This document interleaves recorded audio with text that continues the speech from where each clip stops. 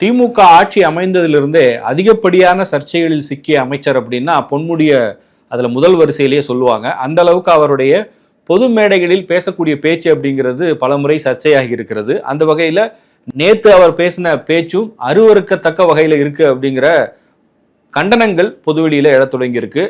திமுகவில் இருந்தே அவருடைய பேச்சுக்கு கண்டனங்களும் வந்திருக்கு. இன்னைக்கு காலையில திமுகவின் துணை பொதுச் செயலாளராக இருக்கக்கூடிய கனிமொழி கருணாநிதி அவங்களும் பொன்முடியினுடைய பேச்சை கண்டித்து ட்வீட் போட்டிருந்தாங்க.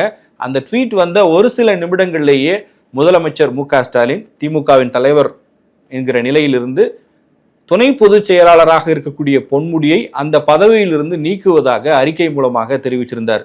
பொதுவா திமுகல யாரையாவது கட்சி பதவியில் இருந்தோ இல்ல அடிப்படை உறுப்பினர் அதுல இருந்தோ நீக்கிறதா இருந்தா பொதுச் செயலாளர் துரைமுருகன் பேர்ல தான் அறிக்கை வரும். ஆனால் துணை பொதுச் செயலாளராக இருக்கிற பொன்முடியை நீக்குகிற இந்த அறிவிப்பை ஸ்டாலின் பேர்லயே வெளியிட்டு இருக்கிறாங்க. இது ரொம்ப முக்கியமானது. ஏன்னா பொன்முடி பேசியிருக்கக்கூடிய பேச்சு என்பது நேரடியாக பெண்களை பாதிக்கக்கூடிய விஷயமா இருக்கு.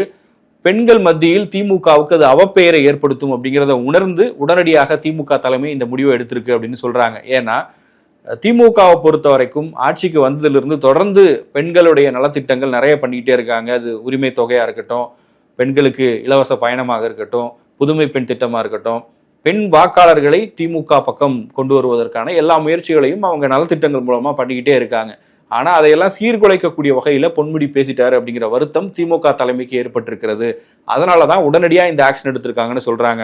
அதுவும் இதுக்கு முன்னாடி பார்த்தோம் அப்படின்னா ஓசி பஸ் அப்படின்னு சொல்லி பொன்முடி பேசினதும் திமுகவுக்கு மிகப்பெரிய நெருக்கடியை ஏற்படுத்துச்சு. பொதுமக்கள் மத்தியிலையும் ஒரு அவப்பெயர், அதே மாதிரி எதிர்கட்சிகளும் அதை சரியா பயன்படுத்தி அரசியல் பண்ணி திமுகவுக்கு ஒரு நெருக்கடியை ஏற்படுத்தினாங்க.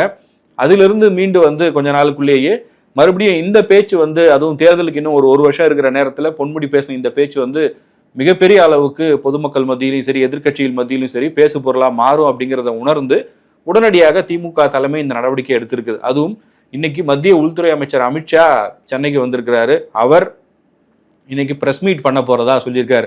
ஒருவேளை அவரும் இதை கையில் எடுத்து பேசுறாரு அப்படின்னா அது இன்னும் நேஷனல் லெவல்ல ஒரு இஷ்யூவா மாறும். அது மட்டும் இல்லாம பிரதான எதிர்கட்சியான அதிமுக உள்ளிட்ட தமிழ்நாட்டில் இருக்கக்கூடிய பிற அரசியல் கட்சிகள் எல்லாருமே இதை அரசியலாக்குகிற பட்சத்துல மிகப்பெரிய அளவுக்கான எதிர்ப்புகளை அவர்கள் சந்திக்க நேரிடும் அப்படிங்கிறதுனால மற்ற கட்சிகள் இதை கையில் எடுப்பதற்கு முன்பாக திமுக இதுல நடவடிக்கை எடுத்திருக்கிறாங்க. ஆனால் பொன்முடியை பொறுத்த வரைக்கும் அடுத்ததா அவருக்கு இன்னொரு சிக்கலும் இருக்க வாய்ப்பு இருக்கு. ஏன்னா அவர் அமைச்சர் பதவியில் தொடர்வது எந்த அடிப்படையில சரியா இருக்கும் அப்படிங்கிற கேள்விகளையும் இப்ப சமூக வலைதளங்கள்ல வைக்க ஆரம்பிச்சிட்டாங்க. எதிர்கட்சிகளும் இந்த கேள்வியை தான் முன் வைப்பாங்க. ஏன்னா நீங்க கட்சி பதவியில இருந்து நீக்கிட்டீங்க, ஆனா அவர் அமைச்சரா தொடர்ந்துகிட்டே தானே இருக்காரு. அவர் முதல் முறையா அப்படி பேசுறாரு, பல முறை ஏற்கனவே பேசியிருக்காரு. பேசியும் கூட அவர் தொடர்ந்து அதை கைவிடுற மாதிரி தெரியல. அவருடைய மேடை பேச்சுக்கள் அப்படிங்கிறது அருவருக்கத்தக்க வகையில தான் இருக்கு.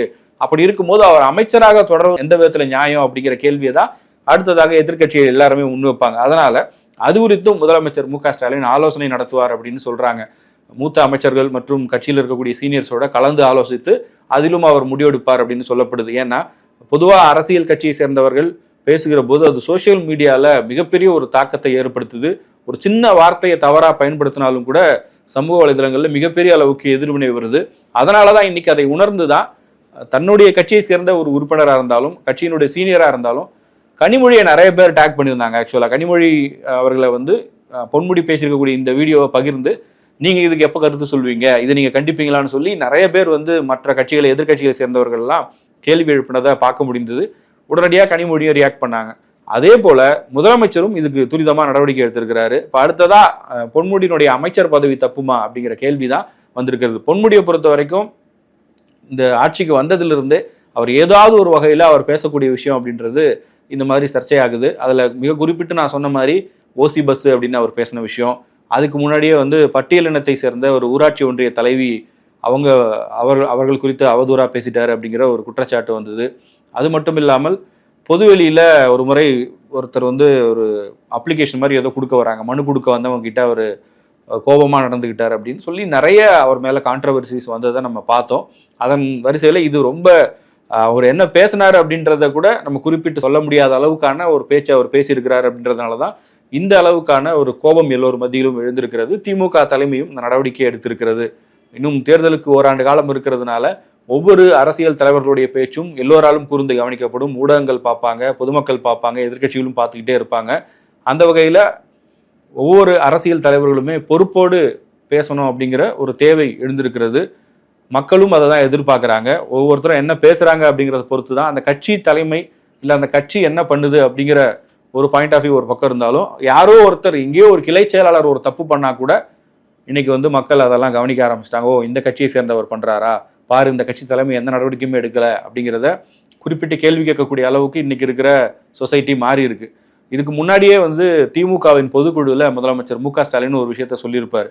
மத்தளத்துக்கு 2 பக்கமும் அடி என்பது போல் இருக்கிறது என்னுடைய நிலைமை, கட்சிக்காரங்க என்ன பண்ணிருப்பாங்களோ, இன்னைக்கு ஏதாவது நடந்திருக்குமோ அப்படிங்கிற ஒரு பயத்தோட தான் காலையில எழுந்துக்க வேண்டியதா இருக்கு, எனக்கு தூக்கமே சரியா இல்லை அப்படின்லாம் அவர் சொன்ன விஷயங்களையும் நம்ம வீடியோவா பார்த்துருப்போம். அந்த அளவுக்கு தலைமை கான்சியஸா இருக்கிறாங்க இதுல. ஆனால் இது போன்ற யாராவது ஒருத்தர் பேசக்கூடிய விஷயம் அப்படிங்கிறது கட்சி தலைமைக்கோ இல்லை ஆட்சி தலைமைக்கோ நெருக்கடி ஏற்படுத்தக்கூடிய வகையில் இருக்கு அப்படிங்கிறதும் பொதுவான ஒரு பார்வையாக இருக்கிறது. உங்களுடைய கருத்துக்கள் என்ன அப்படிங்கிறத கமெண்ட் செக்ஷன்ல மறக்காம பதிவு பண்ணுங்க.